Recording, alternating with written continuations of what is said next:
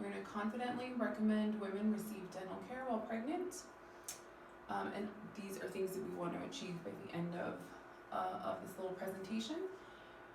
We want to be confident and explain why dental care is important during pregnancy, and then be able to identify oral care concerns that can affect pregnancy. The oral systemic link. So that just refers to basically how the mouth is connected to the body is connected to the mouth. We tend to like to put the mouth in a little box and treat it as if what happens in there does not affect anything else, and that's not accurate. It's not a good way to take care of it. So we tend to focus a lot on the negative effects that the oral systemic link can have, such as the connections between heart disease and respiratory infections, and things like that, and some of the negative effects that it can have on pregnancy, and some of the things that pregnancy can also have an effect on the oral cavity. So obviously we're going to talk about the pregnancy aspect of things today. A real common occurrence is pregnancy gingivitis. Now, even though gingivitis is common whether you're pregnant or not, it can be enhanced and can be made worse while you are pregnant, because you've got a lot of hormonal changes going on, an increase in changes throughout the pregnancy, and this can definitely make gingivitis worse. Now, a lot of times what you'll hear in the dental chair is that, I heard that's normal. That's just what happens when you get pregnant. Everybody has bleeding gums. Well, it's not normal. And we can create a bad cycle here. One, people think it's okay. But two, if your gums are bleeding easily and they're swollen and they're sore, you're going to be less inclined to maybe take care of them as well. People tend to back off a little bit if they notice that their gums are bleeding or that they're sore when they do brush and floss them. They may not do that as well as they should. And this can create a really bad cycle, because the gingivitis only gets worse then. It's not going to get better if you leave it alone, because you're not taking care of what needs to happen, and so it can just kind of snowball on itself, and we can get ourselves into a bad situation. One, chronic gingivitis on itself is not healthy for the overall health of even a non-pregnant individual, but can have some negative effects on a pregnancy. And also that gingivitis is a precursor for periodontal disease or gum disease. You'll hear it as a lot of times in the public. So if we leave it alone, it's not going to get better. So this alone is a very good reason why we should be referring patients to the dentist, and also when they're in the chair, why we should be. But before I start that video, I want everybody to write down on the little outline that I handed out and worksheet for notes, what percentage of women you think are affected by pregnancy gingivitis. You know, it's 10%, 25%, 80%, 90%. Like, what do you think, If you have red, swollen, bleeding gums during pregnancy, you're not alone. Between 60 and 70% of women experience gingivitis while pregnant. And that such. But, so, 60 to 70% of women who are pregnant will experience pregnancy gingivitis. And why it's also important not to be scared to talk to women about this and to do something about it instead of just, kind of letting it go by the wayside. So pregnancy gingivitis is really common, obviously. Well, I guess you'd say moderately common, probably 60 to 70%. And it's definitely a concern while you're pregnant, because you have a chronic infection going on when you have gingivitis with bleeding and inflammation or swollen gums. But there are other issues that can happen during pregnancy, and we'll go over those also. The next thing we're talking about is definitely a lot more serious, but it's tied back to gingivitis, and especially if that gingivitis has progressed to periodontal disease and gum disease. And that is preterm low birth weight and low birth weight babies.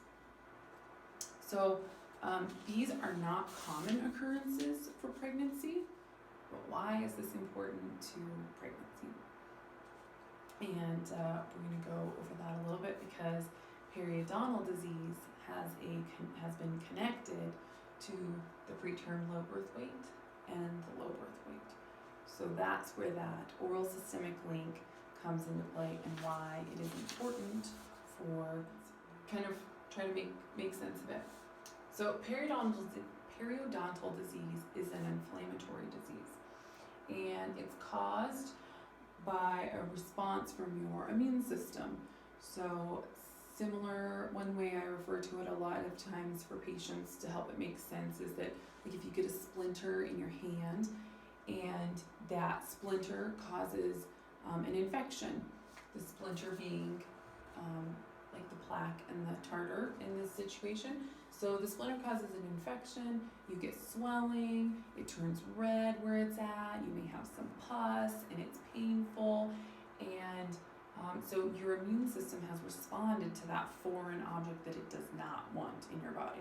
It wants it out. Well, the immune system responds to plaque biofilm in the mouth that is full of bacteria. And your immune system says, no, not going to have it. We're getting rid of this. We're going to take care of it. The problem is that your immune system can't really do it on its own. It will continue to fight and respond, creating an inflammatory response, but it cannot get rid of it on its own. So an inflammatory response begins whenever the body detects this bacteria, we start to get an infection, gums swell, become painful, and the immune system is on high alert when it comes to the mouth. Well, the way that things get to this area that your immune system responds to is through your blood flow. And things are going to go out through your blood flow, they're also going to come back in. So you're going to get bacteria that's getting into the bloodstream, and not just the bacteria, but just the response in general for the periodontal disease. The inflammatory response is really what is the very negative aspect when it comes to pregnancy. So when you get this inflammatory response, this can trigger inflammatory mechanisms in the body as a general kind of being. So you're going to get a response not only in the gums, but then that's just triggering a whole inflammatory response in the body itself. And that is what can cause preterm births and low birth weights. So does anybody have any ideas why these three things in particular can be damaging or harmful to the mouth? Why they can cause some problems? You can write it down, say it out loud if you want. So I gave you that nice worksheet so you can make some notes. Alright. No one wants to speak up. So the reason that these can be damaging is that they can weaken the teeth in particular. It's not great for the gum tissue to be in this real high acidic. If they've had decayed, which this is a cavity up here, missing, there's no missing teeth in either of these pictures, or filled. And obviously these are like very filled stainless steel crowns that you see a lot in children that have had more advanced decay that's gone untreated. And a lot of times they may not tell their parent, they may not be able to tell their parent if their teeth are bothering them. But this disease is very preventable. And sometimes all it can take is a conversation, but it also requires some education on the part of the mother, because she most likely will be spending a lot more time with the infant when they're first. So it's important, one, to be able to gain that teachable moment during pregnancy when women can be a little more interested in health in general, because they are pregnant, they want to have a healthy baby. So we can go over some of those things. They're also spending more time with healthcare providers in general. So we have a lot of opportunities to, one, talk about some of these things and recommend that they go see a dental care provider so that they can be checked out. And if they do have cavities, we can have those taken care of so that they aren't transferring those bacteria from them to child. And it happens because that's life. These things can happen during pregnancy, and the connection between oral health and general health. But what do you think? Would you feel comfortable recommending someone go have dental care done while they're pregnant? Would you perform dental care on someone when they're pregnant, more so than just a cleaning? Do you think it's safe? Again, I left a little space on that worksheet where you can write down your thoughts if you want to. Often a misconception that it's not, and if you thought or wrote down no, that you didn't think that it was safe or a good idea, or you heard that you shouldn't have x-rays when you're pregnant, or you shouldn't have a filling done when you're pregnant, you're not alone. There's a lot of confusion out there in the dental world and in the prenatal care world with obstetricians and general physicians. You'll get a lot of mixed messages and mixed information, and it depends sometimes on the experience. So first one, we'll go over our x-rays, and yes, they are safe while you're pregnant. Now, that doesn't mean that just because someone is pregnant, you should take x-rays on them, or that you should be sending them to the dentist and saying, oh, well, they're definitely going to take x-rays on you. No, that's not the case. So our next one is local anesthetic, and it is also safe. You might be picking up on a trend here. So local anesthetic is safe with epinephrine, which for our dental professionals, that's a vasoconstrictor, and that can be used during pregnancy. Now, if you're doing intravenous sedation, like where they kind of put you to sleep type of thing, even if it's a light sedation, that you do need. So all of this information too, and the next couple slides came from the National Maternal and Child Oral Health Resource Center, and they have a really great, that link that I gave you at the end of that worksheet has a really great information on oral. So our third one here is antibiotics, and they too are safe.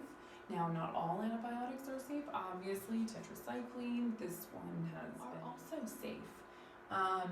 I was personally surprised that something like morphine, Nation, and their website in general is really good, and so that link will take you to a pediatric. Very important to recommend referral for pregnant women and to treat them for many reasons that we talked about: pregnancy gingivitis, periodontal disease, the low birth weight babies and preterm low birth weight babies, some of the other effects of pregnancy that they can have on the oral cavity, like acid reflux and heartburn, and the morning sickness with the vomiting that can have negative effects, especially on the hard tissues, the teeth.